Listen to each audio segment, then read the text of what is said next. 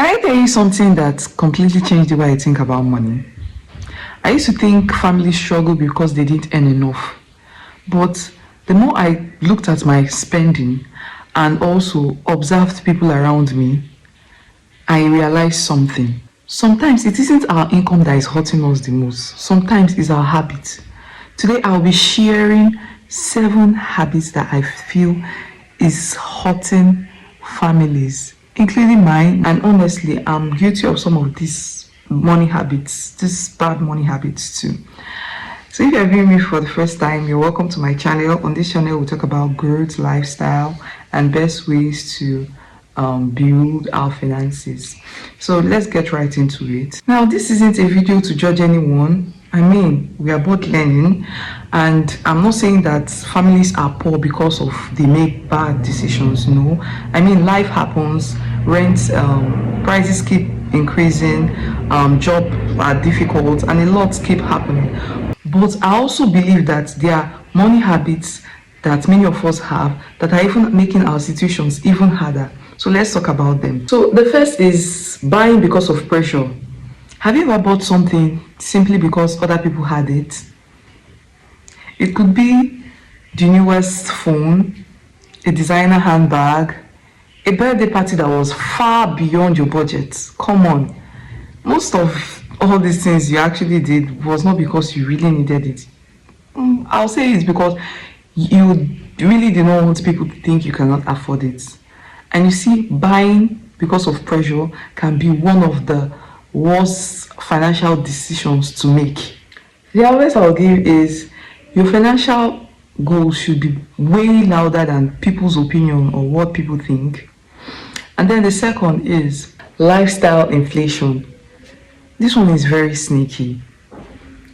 You get a raise in your salary, or you make more sales as a business person, and then the next thing is you start spending more. Instead of saving more, you start eating out more, you buy more expensive clothes, bigger subscription, and lots more. Sometimes the problem isn't that our income stayed the same. I think the problem is that our lifestyle grew faster than our income. And then the third is ignoring a budget. There was a time I thought budgeting would make life boring. I thought it wouldn't make me enjoy my money. But then I later realized that a budget doesn't stop you from enjoying your money. It tells your money where to go before it disappears. I mean, a practical tip can be writing down your expenses on your phone notes app. You should have a note app on your phone. So writing down your budget on your phone notes app actually helps a lot. So, and this brings us to the fourth habit that are quietly making family broke without even knowing. No emergency fund.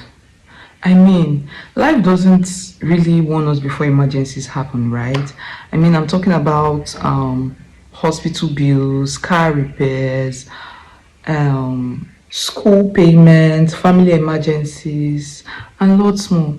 I mean, when we don't plan for emergencies, even a small emergency can turn to a family crisis.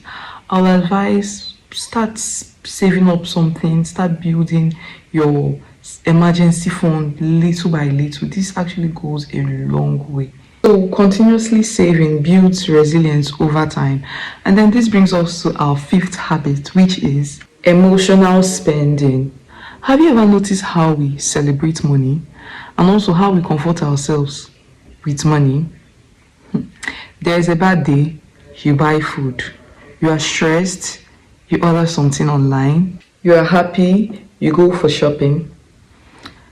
If every of our emotions leads to spending, saving becomes much more harder. The sixth habit is saving when money becomes enough. This is one mistake many people make. They'll say, I'll save when I start earning more. But the truth is, saving is actually a habit because before it becomes a number. I mean, that little 2,000 naira that you're saving, it compounds over time. So I'll advise you to save with whatever that is realistic to you. It might not even be up to 2,000, 1,000. And if you have higher, please do. Why not? I mean, make saving your habit. That way you are able to break free of procrastinating about saving. Okay. And then this brings us to the seventh habit, which is never talking about money as a family. I mean, most families discuss about everything and then they leave the money conversation about it. Come on, families should have open conversations about goals, about bills, and also their priorities. That way, you are able to have a common goal about how to move the family better and how to navigate life better. Communication helps reduce misunderstanding and makes planning together much easier.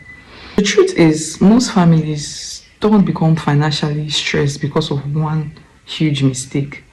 It's small habits that are repeated over and over again that brings about this financial crisis. The encouraging part is habits can change. And when habits change, our financial future can change as well. So I'd love to hear from you. Which of these habits have you struggled with the most? And which of these habits do you think I did not mention that people should actually stop? Let me hear in the comment section. And as for me, I'll say the habits that I struggled with the most was no emergency fund. I mean, I never planned for emergency, but now I'm learning and building, which makes it much more easier for me.